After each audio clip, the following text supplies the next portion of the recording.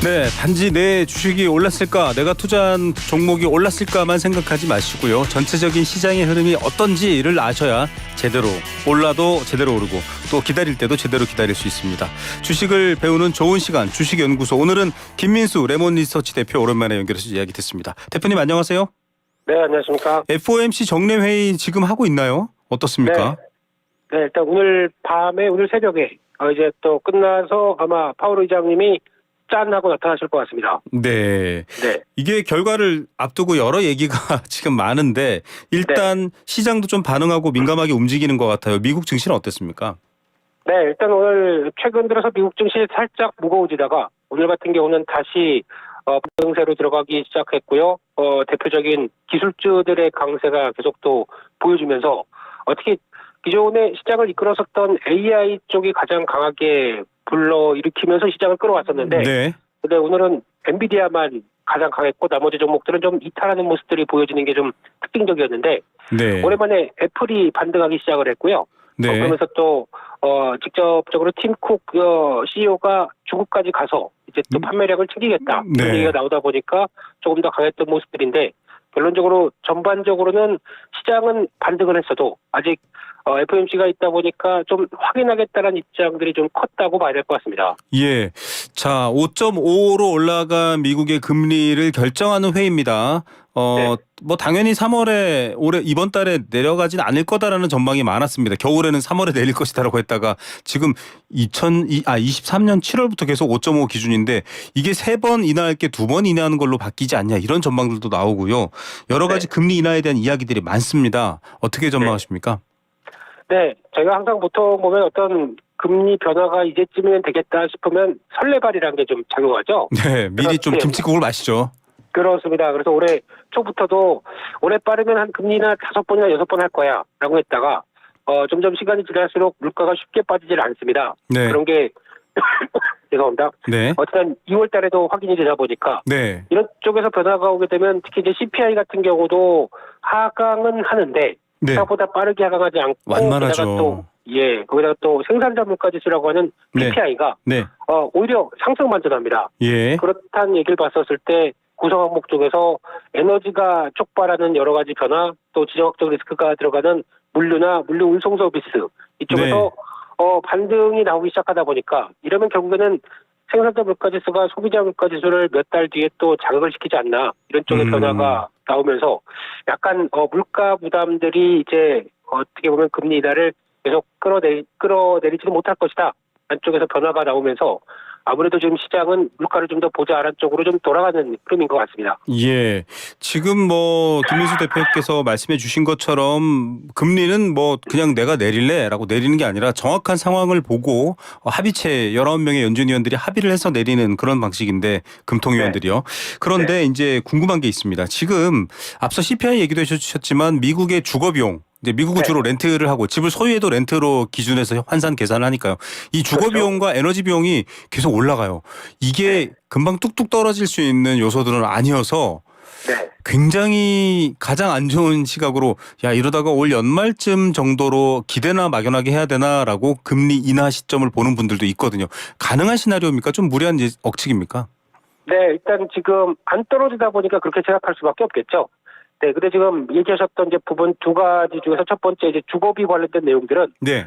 어떻게 보면 이제 미국은 지금 그만큼 일자리가 충분히 있고 거기다가 어떤 부동산 관련된 쪽들도 해당되는 일자리에 주택이 부족할 정도로 여전히 좀 호황이다. 네. 호황이라는 표현보다는 약간 경제가 계속 또 뜨겁다. 예, 그렇죠. 침체가 아니고 유지가 되고 있다는 쪽에 반등이 되고 있을 수가 있기 때문에 또 한쪽으로는 너무 부정적으로 볼 필요는 없지만 이런 상황들이 이제 물가는 안 떨어뜨리고 있다. 그런 쪽으로 바라봐야 될 것 같고요. 예. 게다가 또 하나 이제 유가 관련된 쪽도 여러 가지 해석을 할 수 있겠지만은 지금 분위기 쪽에서 어제 WTI가 82달러 때까지 올라온던 부분에서는 반대로 보게 되면 이제 중국이라든가 나머지 국가 쪽에서도 그동안 많이 위축됐다가 이제 서서히 기지개를 필 거 아니냐라고 하는 수요에 대한 회복의 기대가 나오기 시작하게 되면 이런 분들은 아무래도 수요가 밑바탕이 된다는 얘기는 또 경기에 대해서도 생각보다 그렇게 위축되지 않는다. 아랍 쪽에 대한 경기가 또 깔려 있기 때문에 마냥 또 물가는 걱정이 되지만 그렇다고 또 반대에 있는 경기는 그렇게 나빠지지 않는다는 쪽도 생각할 수 있기 때문에 네. 동전의 양면이죠. 그렇습니다. 이거를 뭐 이제 지금 저희가 유가라든지 지표들을 가지고 김민수 대표랑 이렇게 설명해 드리니까 많은 분들이 아유 이렇게 답답해라고 하실 텐데 왜 그러냐면 대부분의 서민들 특히나 이제 부채를 갖고 계신 분들은 돈 빌려서 이자 갚기도 힘든데 기름값은 안 떨어지고 물가도 안 그렇죠. 내리고 이렇게 생각하시거든요. 물론 이제 자칫 그분들에게 마음을 좀 편안하게 해드리려고 이자를 내렸다가는 시장이 지나치게 과열되면 또 큰 문제가 되는데 어떻습니까? 무섭죠. 일반 소비자 입장에서 좀 풀어주시면은 이거 금리 인하에 대한 좀 기대가 뭐랄까 희망이랄까요? 그 부분에 대해서도 좀 말씀을 해주셔야 될 것 같아요.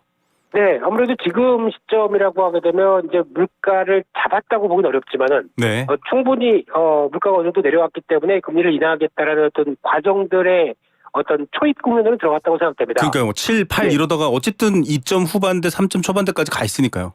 그렇죠.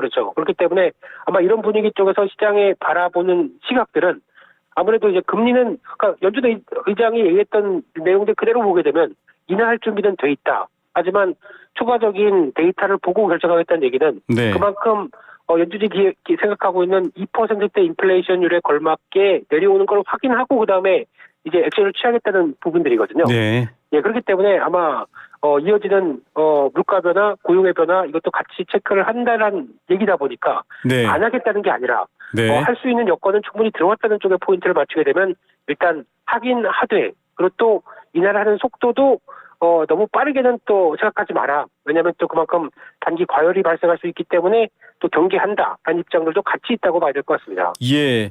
자, 예. 좀 구체적인 주식시장 얘기를 하겠습니다. 앞서 엔비디아는 뭐 불패라는 소리가 나올 정도로 네. 꿋꿋하게 뭐 여러 경제 지표 영향 받지 않고 상승세인 것 같고요. AI 네. 수요라든지 기대감 때문에 더 그런데 그 외에 기술주 변동들은 좀 많은 상황이거든요.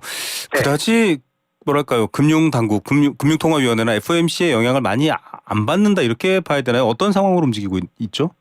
네, 일단 지금 미국 시장의 분위기는 일단 AI가 끌어오는 여러 가지 혁명들. 오늘 잭슨 엔비디아 CEO도 그런 얘기를 했습니다. 네. AI가 가져오는 변화는 4차 산업혁명의 가장 핵심일 것이다 라는 얘기까지 했거든요. 네. 그렇다는 얘기는 4차 산업혁명의 가장 핵심적인 요인들이 아무래도 그거죠. 그만큼 인간이 일을 덜하고 거기다가 기업 입장 쪽에서는 생산성을 훨씬 더 올리고 하는 여러 가지 일련의 과정 쪽에서 AI가 핵심이다라고 하다 보니까 거기에 걸맞춘 그리고 또 미국 시장에서는 가장 중심이 되고 있는 AI의 인프라와 관련된 쪽에 네. 칩을 담당한다. 네. 그러면 엔비디아는 당연히 가장 부각을 받을 수밖에 없겠죠. 그런 예. 쪽에서 시장이 움직이고 있는 주도적인 종목이다라고 보고 있고 나머지 종목들은 이제 그를 얼만큼 쫓아가느냐에 따라서 반응이 바뀔 것 같습니다. 네. 네, 그래서 특히 이제 아직 참여가 그러니까 AI 쪽에서 성과를 못 냈다고 하는 대표적인 빅테크 두 회사, 네. 애플과 테슬라 같은 경우도 예. 지금 저희가 생각하는 것보다 애플 같은 경우도 아이폰에 들어가는 온디바이스 AI가 이제 본격적으로 하반기에 들어올 걸로 예상하고 있고 예. 테슬라도 마찬가지로 자율주행을 할 때 핵심적인 또 들어가는 FSD라고 그러죠. 네. 풀 셀프 드라이빙 쪽에 들어가는 쪽도 당연히 AI가 같이 결부가 돼서 움직인다라고 하게 되면 이런 회사들도 다 같이 그게 하나의 주축이 되고 있다는 쪽들이 아직 부각이 되지 않고는 있지만 미국의 모든 빅테크 기업들이 다 이렇게 생각을 할 겁니다. 예. 그만큼 AI는 저희 현실에 점점 더 다가오고 있다라는 쪽들이 이제 주가도 영향을 얼마큼 미치느냐 이것도 같이 봐야 될 것 같습니다. 예, 뭐 산업혁명 얘기도 나왔습니다만 이제 아직까지 구체적인 이제 소비자 수요는 있나라는 생각들 하신 분들도 많았지만 이렇게 얘기를 들어보니까 구체적으로 이제 소비자 곁에 AI의 수요가 만들어지고 있습니다. 그렇게 되면 또 연관된 산업들까지 또 한번 같이 보셔야 될 것 같고 그러면 이번 주 투자 전략 포인트 뭐 미국 시장도 그렇고 금융 FOMC 환경도 그렇고 어떤 것에 가장 좀 중심을 둬야 된다 제안하시겠습니까? 네, 일단 오늘 시장에서 아주 큰 변화가 또 나왔던 부분들이 일단 이제 삼성전자의 주가가 오랜만에 기지개를 폈던 부분이라고 생각됩니다. 4,000원 이상 올라갔어요. 네, 그렇습니다. 이제 오늘도 77,000원대까지 들어오기 시작하다 보니까 네.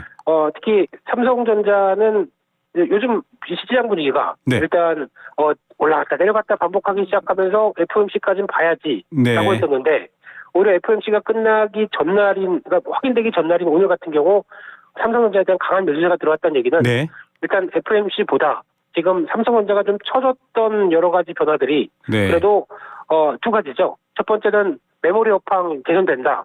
그래서 1분기 실적은 생각보다 더 올라갈 수 있겠다는 부분들에 대한 자신감이고요. 예. 예, 두 번째는 삼성전자는 왜 SK하이닉스만큼 몸이 올라가냐라고 예. 했었을 때 HBM이라고 하는 AI 칩에 들어가는 메모리 쪽들이 네. 오히려 그동안 좀 준비를 덜 했다고 하는데 이번에 엔비디아 CEO가 밝히기를 이제 프리 테스트하고 있다. 그러니까요. 그래서 좀 기대를 한다. 한쪽이라고 하게 되면 솔직히 부정적이었으면 그런 얘기조차 안 했을 겁니다. 네. 근데 가능성이 높고 이제 거의 들어간다라고 보다 보니까 그만큼 메모리 반도체 1위 사업자가 예. 좀 많이 소외됐던 측면들이 한꺼번에 받으면서 오늘 움직였던 게 가장 크다라고 보게 되면 이제 그리고 또 이제 SK하이닉스와 거의 걸맞게 캐파까지도 같이 유지할 수 있는 쪽까지 네. 이제 서서히 가기 시작하게 되면 이제 주가의 격차들도 많이 좁혀야 되겠죠. 그런 예. 쪽에서 반응이 나왔다는 게 오늘 가장 특징이라고 봐야 될 것 같습니다. 예, 오늘 젠슨 황 CEO가 뭐 AI 관련해서 가장 이제 관심이 높은 엔비디아 CEO죠. 이분이 삼성 HBM 고대역폭 메모리 테스트 중에 네. 있다. 현재 테스트하고 있고 기대가 크다. 이 한마디 했는데 삼성전자가 무려 5% 가까이 뛰었습니다. 그만큼 AI 주도 시장을 잘 봐야 된다. 계속 반복해서 말씀해 주시고 있는 측면이고요. 그럼에도 불구하고 증시 전체를 보면 아니 왜 2,700을 못 넘는 거야. 왜냐하면 뭐 네. 2,700을 한 번도 안 가본 게 아니잖아요. 코스피가. 그 그렇죠. 궁금증이 있는 분들이 많은 것 같아요. 네, 일단 보통 이제 시장을 끌 때 보면 주도적인 섹터와 주도적인 흐름들이 나타나야 되는데 네.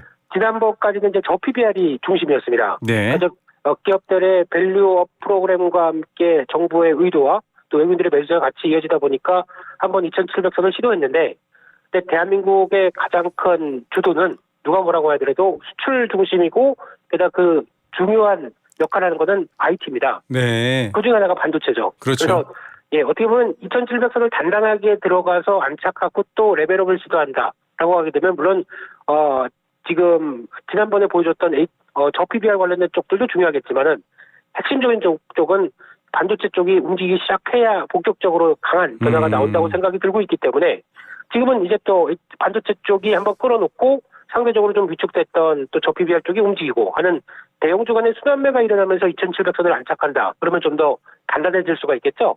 네. 그래서 그런 변화들을 생각하게 되면 지금은 그렇게 나쁜 흐름들은 아니다라고 생각이 들고 있습니다. 예. 코스피가 2,700을 돌파하려면 반도체가 움직여야 됩니다. 뭐 단순하게 얘기를 해서 그 정도를 좀 보셔야 된다라는 얘기 있고요.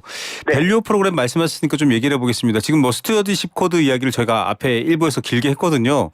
네네. 밸류 프로그램에 대한 기대감도 꽤나 큽니까? 아니면 조금 이게 스튜어디십 코드 나와서 이제 국민연금이 들여다보고 여차하면 돈도 뺄 수 있어 이렇게까지 나오는 상황인데 이게 좀 주식 가치에는 영향을 미칠 것으로 보십니까? 어떻게 판단하십니까? 네, 그 부분은 이제 당근과 채찍이 모두 다 이제 같이 가세가 된다고 봐야 될 것 같습니다. 네, 그래서 지금 정부의 입장들은 이제 법인세를 깎아주면서까지 네. 단아주 매입하고 소각하게 되면은 어떤 액션을 취하겠다는 그렇죠. 것은 당근이겠고요. 예, 반대로 잘못하게 되면 너희 제대로 행동을 못한다. 그러면은 직접적인 기관 투자자나 특히 기관 투자자의 핵심인 연기금이 액션을 취하겠다라고 하는 것들도 어떻게 보면 또 채찍이라고 볼 수 있겠죠. 네. 예, 그런 식으로 둘 다 가동하기 시작해서 어떻게 보면 기업 지배 구조부터 그동안에 기업이 이게 주주의 회사가 아니라 네. 내 회사라고 생각하면서 관리를 해왔던 부분들을 좀 어떤 아성을 무너뜨리는 쪽으로 나오기 시작해야 이제 본격적인 변화가 나오기 시작하겠죠. 네네. 네, 그런 게 이제 가동이 되는 초기 국면이기 때문에 아마 정부 쪽에서도 약발이 떨어진다 싶으면 계속 또 채찍질을 가하거나 당근을 주는 이런 변화가 나올 수가 있기 때문에 이쪽도 쉽게는 어떤 시장에서 어떤 주도주의 흐름들이 꺾이는 모습들은 나오지 않을 거라고 생각합니다. 네. 네, 그렇기 때문에 이런 부분들의 변화 계속 확인하면서 시장 흐름들도 같이 챙겨보시되 중요한 거는 하나의 저 PBR만 가지고 움직일 수는 없는 예, 부분들이거든요. 그렇죠. 네, 그렇기 때문에 이런 펀더멘탈이 또 근간이 될 수 있는 예. 수출의 동향과 또 IT 동향 같이 체크하는 게 더 중요할 것 같습니다. 예, 실제로 기업이 실적을 내고 돈을 많이 벌어야 됩니다. 그게 중요하지 뭐 가치가 낮다고 무조건 기회가 있어라고만 판단하시면 안 되는데 그 얘기 그렇죠. 나온 김에 네. 밸류 트랩이라는 말이 있지 않습니까? 이게 그렇죠. 좀 저평가된 가치주로 보여서 돈을 넣었는데 오늘 좀채 오르지 않는 마치 트랩에 네. 갇힌 것 같은 상황을 설명하는 거거든요. 이건 예, 어떻게 보십니까? 조심하라고 하던데요, 요새. 그게 어떻게 보면 이제 가치 투자자의 함정이라고 볼 수 있겠죠. 네. 일단 실적도 어느 정도 되고 또 회사에 쌓인 돈도 많은데 그러면 이런 저평가가 충분히 발현될 것이다라고 생각하면서 매수해서 기다리고 있는데 도통 움직이지 않는 현상.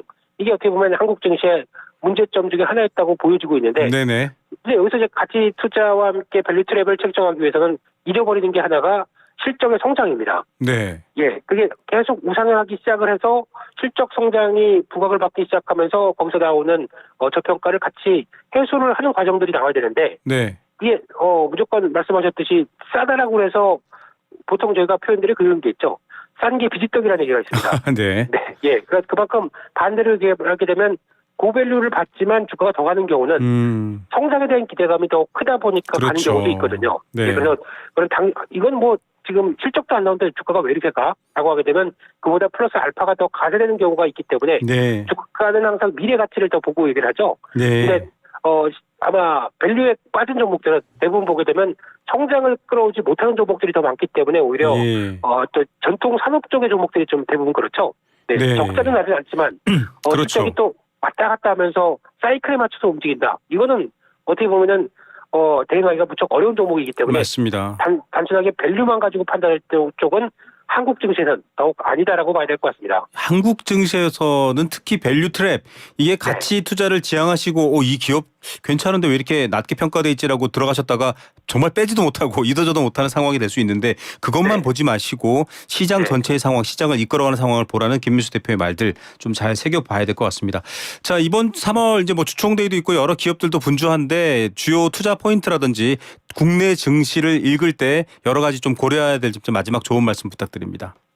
네, 일단 지금 시장 분위기는 글로벌 증시 대비해서 아직 그렇게 썩 가지 못했던 한국 증시에 대한 부담감들이 얼만큼 일단 이 부분을 해소하면서 변화를 이끌 것인가가 이제 가장 관건으로 봐야 될 3월이라고 봐야 될 것 같고요. 네네. 이런 부분들이 아무래도 시장 대비해서 좀 부족한 점이 많았던 부분들을 어떻게 보강할 것인가라고 하게 되면 아무래도 외국인들이 계속 매수가 들어오기 시작한 부분들에 대한 변화는 아직 남아있기 때문에 이게 원동력이 되면서 시장을 이끌 수 있는 흐름들 계속 체크하는 게 이번 3월 달에 계속 중요할 것 같고요. 예. 아직 또 본격적으로 또 이어지는 뭐 정치적 이벤트들도 4월 달에 있기 때문에 그렇죠. 거기에 관련돼서 또 눈길은 가고 있지만은 일단 수출 데이터 잘 나오고 거기다가 외국인 수급 그렇게 꺾이지 않는다라고 하게 되면 조금씩 레벨업할 지수를 생각해 보면서 그래도 IT도 챙겨보자 이렇게 말씀드리겠습니다. 예, 뭐 지금 들어가, 지금 나와 이런 얘기만 궁금해하지 마시고요.